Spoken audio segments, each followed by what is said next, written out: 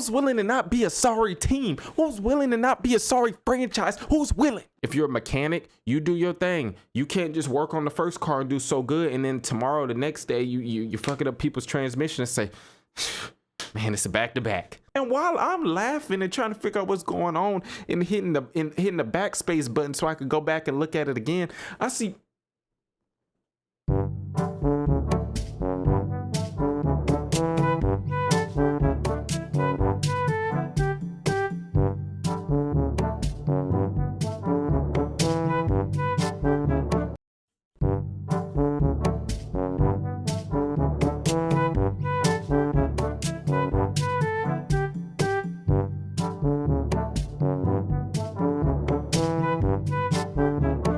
Welcome to the Fellowretro show. Today we're going to be talking about the games from tonight in the NBA on November 4th. If you're new over here, we get into the NBA, we get into the NFL, we break down the games, we talk real hoops, real football, but we bring a little bit of comedy to it. We bring a little bit of comedy with it as well. With the college football playoffs creeping up, I mean, I know we still got a lot of football left. Those rankings are going to change. I know the rankings going to change, but with college football wrapping up, we're going to get into some college football as well. But today, we're talking about the NBA games from tonight, November 4th.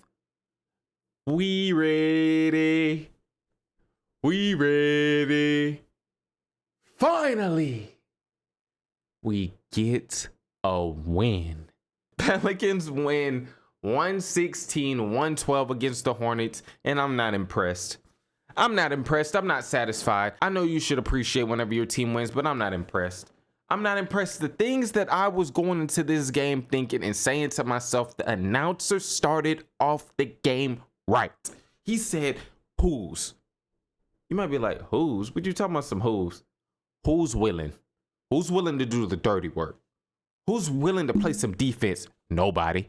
Who's willing to hit shots? Willing to make winning plays? Who's willing to set the tone? Who's willing to come out with the energy? Who's willing to not be a sorry team? Who's willing to not be a sorry franchise? Who's willing? I know you got to win one game to go on a winning streak. I know you have to start with one.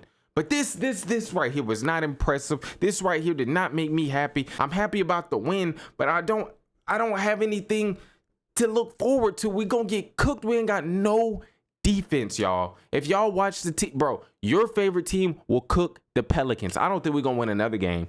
Unless something changes, please prove me wrong. I'm not somebody that sits on their high horse and just sits up there and says, hey man, I can't be proved wrong. I'm always right. Prove me wrong. I want to support a winning team. I want to win. I want to start going back to the games. Well, you can hear a pin drop at that stadium right now, how many empty seats I saw. And that's why the Saints so sorry. Why are y'all still charging $400 to sit almost on the field?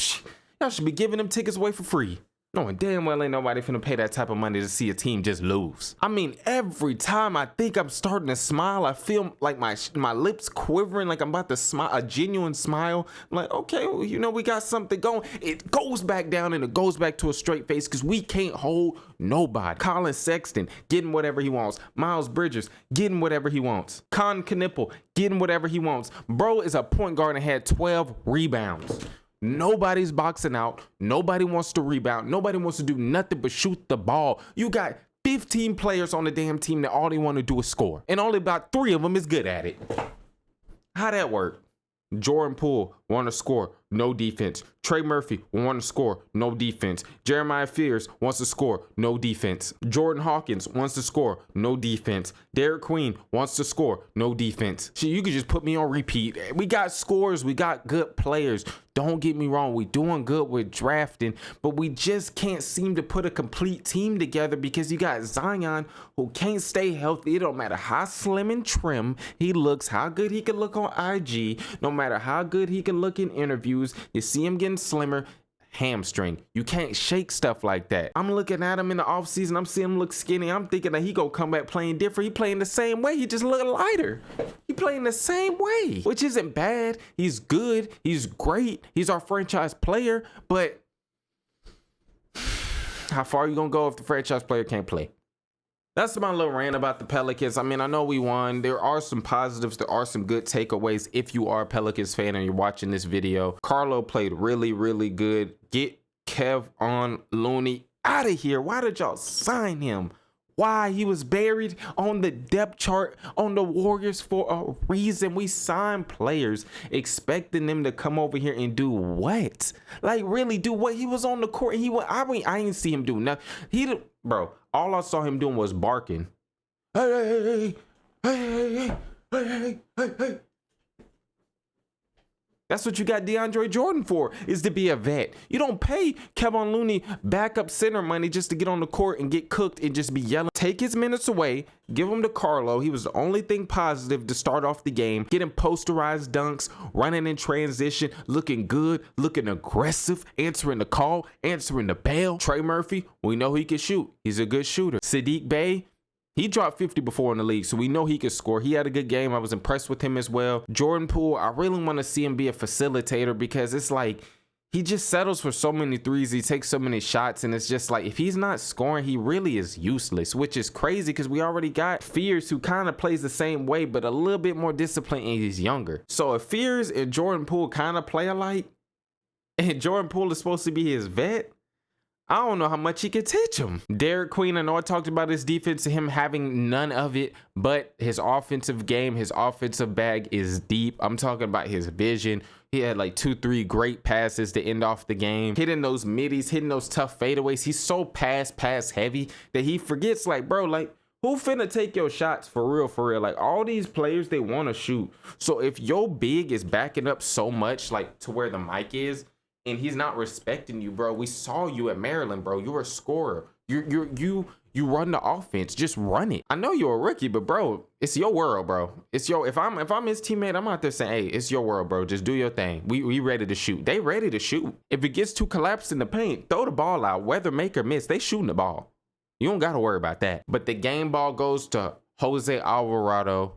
Was not expecting him to show up like this, but that's just what he does. If you're a Pelicans fan, you know, like the games that you just don't expect, you don't know what to expect.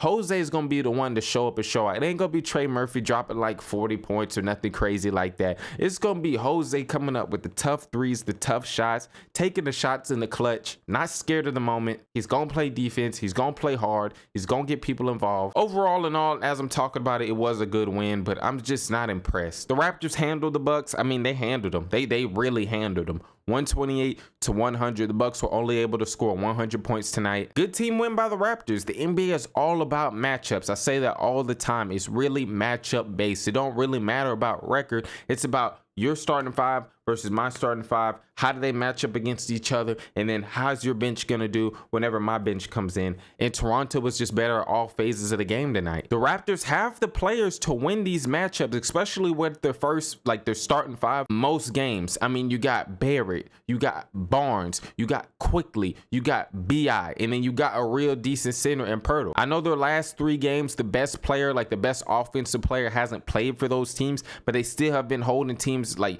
basically to 100 points their last 3 games, and that's impressive. No matter who's playing, holding the NBA team to 100 points or less is just amazing. They held the Cavs to only 101 points. I know Mitchell wasn't there, but they only held the Cavs to 101. They hold Memphis to 104 points. Ja wasn't there, but still they held them to 104 points. And then you come to Milwaukee. No, they were at home. You play Milwaukee and you hold Milwaukee and the Bucks, who have been rolling. Giannis has been rolling. I know it's a back-to-back, but hey, that's why these players get paid multi-million dollars. You can't blame a team losing just because they're on a back-to-back. They know they're going to play a back-to-back, just like how we know whenever we check the schedule and we turn the game on that a certain team's going to be playing a back-to-back. Yes, tired. Yes, fatigue comes into it. But at the same time, this is what you do. Like whenever I'm working, whenever I'm doing YouTube, this is what I do. I can't say I'm fatigued and I can't say I'm tired and just be trash and just say, man, I just did 2 videos in a row.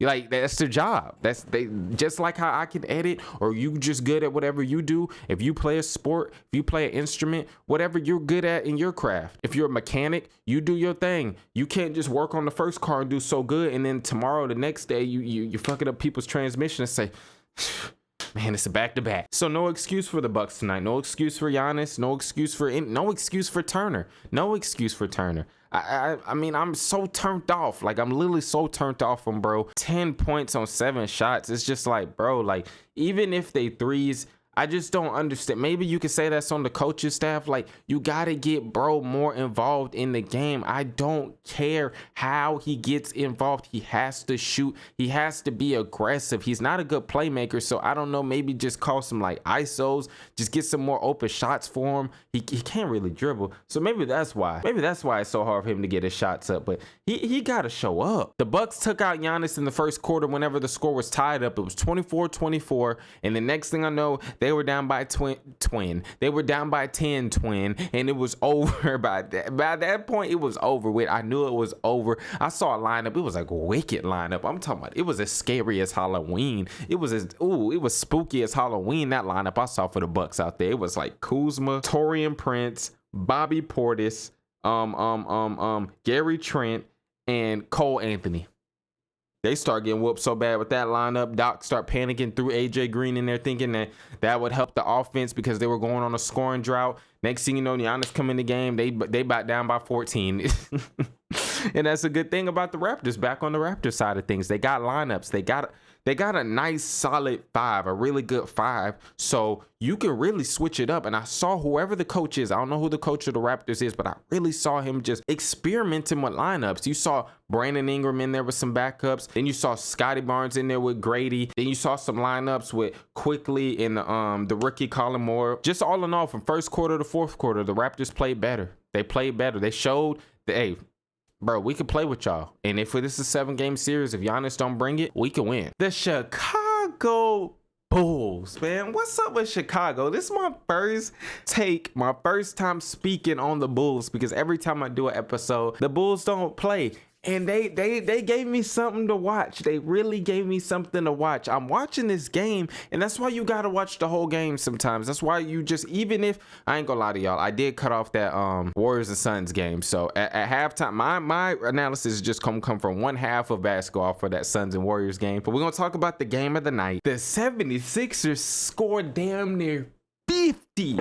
They scored damn near 50 in the first quarter. Not the first quarter, some change, not the half of the second and the first combined. They scored almost 50 points in the first quarter, y'all. This game was looking like a straight beat down. This game was looking like Mike Tyson in the first round, but this ended up being Mike Tyson versus Buster Douglas. This turned out to be, you knock him down, but you might have got a long count, and you got back up, and then you ended up knocking him out. Y'all, the score was like 61-41 with like 3-4 minutes left into the half, about to go into halftime. Like, this game was over with. Like, I haven't watched much of the Bulls this year, so I was really holding out hope before I spoke on them, because I didn't really want to say, like, you know, I wasn't really impressed. I mean, Giddey was like doing his thing in the first half. You know, people were scoring here and there, but the main point and the main focus was just 76ers was getting whatever they want and doing whatever they want. They laughing, they dancing. Tyrese Maxey, that dude right there, he is unguardable. I'm talking about and ones, step back threes, pull ups. He's just straight diapering, pull ups. Pampers, he's straight just pulling up, going crazy. Then the second half starts, and you're probably thinking like, okay, if the Bulls won, then as soon as that second half hit, it must have been a switch and they started chipping away at that lead. That's not the case. The Sixers still came out with the same energy, still came out with the same pace. Hey, Chicago was chopping that wood.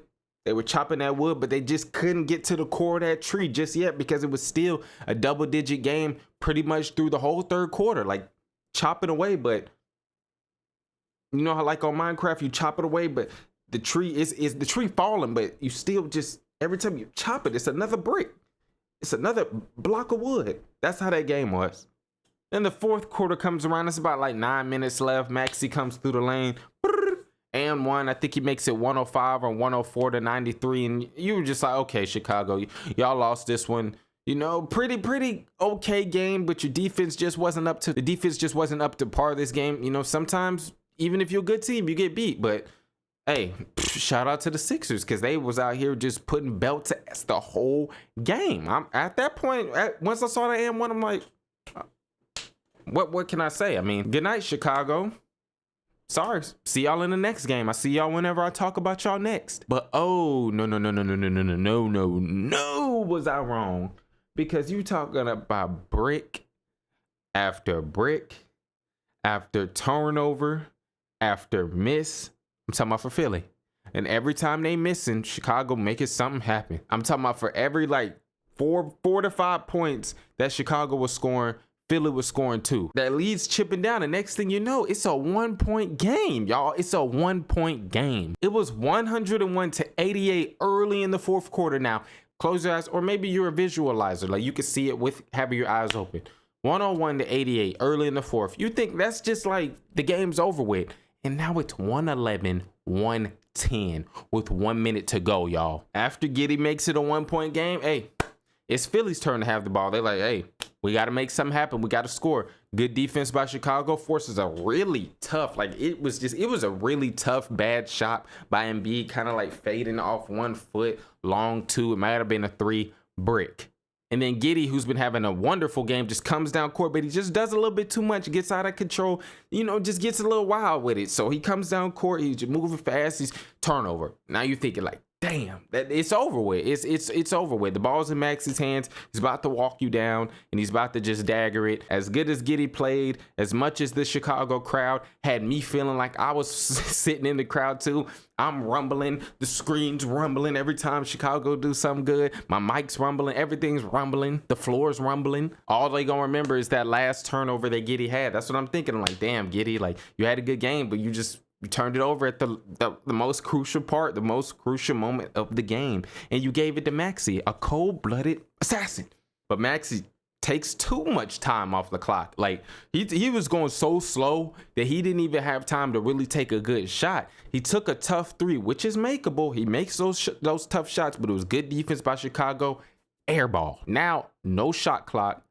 1 shot left for Chicago. You put the ball in your best player's hand, Josh Giddey. He makes a play, driving, dishing to Vooch. Vooch out there on the 3-point line. I'm hearing the announcers say Voochie man. That's crazy work. Voochie man is crazy work. But Vooch for the 3. Game. Good night, Philly. What a game. What a game. After that, I had to go look at the stats. I had to. I was like, Giddey was really, really wheeling and dealing that final 5 minutes of that game. So that first half, whatever he had did in the first half, really it didn't really resonate with me because I was just looking at it from a 76ers point of view. I'm like, damn, they're getting cooked. But all of that added up to having that fourth quarter comeback. And bro ended up with 29, 15, and 12. Dang. Game ball. Josh Giddey. OKC beats the Clippers 126-107. All I know is win, no matter what. No matter how many times James Harden try to shoot the ball, we don't give up. No Kawhi Leonard tonight for the Clippers, so you already knew. Clippers standpoint and from an OKC standpoint, everybody knows the ball's probably going to be in James Harden's hands a lot, so we got to do our best to keep the ball out of his hands or just make it tough on him, and they did not execute. I'm talking about OKC did not execute in that first quarter, but it was only 1 quarter. That's why you got to give the shout out to OKC's defense and then just OKC as a whole. It was 16-4. Yes, you heard me right. 16 points for the Clippers to 4 points. 1, 2, 3, 4 for OKC. It ended up being 23-33 at the end of the first quarter. James Harden had 17 points in the first quarter. I'm talking about 3. I'm talking about 3. Come down, lay, pow. Tough shots. He was just going crazy in that first quarter. 17. You thinking like, damn, is James Harden about to give us a 50 ball, a 60 ball? But then you started thinking, not on OKC. Not on OKC. Not with Caruso. Not with Dort. Not with Kayson Wallace. 22 points in the first half. 17 in the first quarter alone. And guess how many he ended up with? Just guess. Just take a wild guess of how much James Harden ended up having if he had 22 points in the first half of basketball. What SpongeBob said? What's funnier than 24? 25. Bro had 17 points in the first quarter and ended the game with 25. That just goes to show right there. OKC gonna be a hard team to stop, bro. They just gonna be a hard team to stop. I don't even want to talk about OKC from a scoring standpoint and an offensive standpoint, because we know Shea can give you 30 without even playing in the fourth quarter. Aaron Wiggins, Isaiah Joe, Caruso, like, you just don't know how they gonna give it to you. You just don't know. And that's why they're such a good team. OKC is that team that you wouldn't want to use in 2K because you don't really know how to use everybody else. But whenever you watch them play basketball, they just play good together. From a Clipper standpoint, I told y'all, no Kawhi, no nothing. No Kawhi, no nothing. Speaking of no nothing, the Magic, man, they ain't got no magic over there. I don't know what's going on. I don't know what's going on with Orlando. This team is hard to watch. The Hawks beat the Magic out of the Magic tonight, 127-107. Nah, look good for the Hawks. Too many turnovers, though. Really too many turnovers. And that's where they missed Trae Young. But we ain't going to talk about Trae Young just yet. Let's just talk about the players that were on the court for this game. Nah played good. Dyson's always going to give you good defense. He's always going to keep them playing fast. Him and Nall going to keep them playing fast because they play good defense and they get out there and run. Reese O'Shea, top pick, lottery pick, top 3. I mean, he don't get that recognition because not too many people thought that he deserved to go that high, but he's a baller. He got picked that high for a reason. You don't get picked that high off of just like straight potential. Like, I know a lot of it is potential, but you got to have some game right now as well. He played really well. If they can get that from him, because you know what Jalen Johnson gonna do. He's like a borderline all-star. You know what Jalen Johnson gonna do. He gonna give you the defense. He gonna give you the rebounds. He gonna give you the assist, and he could score. But if you could get Reese Shea involved, if you could get KP to stay healthy and just stay on the court, because Okongwu gonna play hard. Okongwu gonna play hard. He gonna play harder than how he got fouled tonight. Did y'all see that foul from Desmond Bane on Okongwu? I'm talking about, sometimes you see flagrant fouls and you're like, okay, even though they're calling that a flagrant, he was playing basketball. Because at the end of the day, you know, whenever you're going really fast, you're trying to stop somebody, it may look crazy. No, but that was a real flagrant. They said flagrant 1. That should have been a flagrant 2. And hey, I'm all for rough basketball. I'm all for no calls. And you know, whenever I'm playing at the park, I never call fouls. I play like that. But whenever somebody's going up and you grab them, like he grabbed his arm and his shoulder, bro, just look this up if you didn't see it. I'm going to put a picture on the screen of the aftermath and you go start laughing. Bro, what has gotten into Desmond Bane? I'm talking about he had 9 points and 4 fouls and an ejection today. Like, that's just, the Magic just sucked. But Okongwu's going up. He got an open layup pretty much, but Bane is there. So it's kind of contested, kind of open. Bane grabs his whole arm and slams him on the ground, and that's not good enough. That's already the foul. Then the ball like bounces off the ground because he slammed him and Okongwu had the ball. And then once the ball comes back up, he palms the ball and slams it down on Okongwu's head. I'm like, what the fuck is Bane doing? And while I'm laughing and trying to figure out what's going on and hitting the backspace button so I could go back and look at it again, I see Bane doing that. I'm like, what the fuck has gotten into Bane? What's going down there at Disney World? What's going down there at Disneyland that got Bane tripping out and wilding out like this? He done lost his basketball game and now he just want to fade everybody. Y'all see that picture I just put on the screen? Like, what are you doing?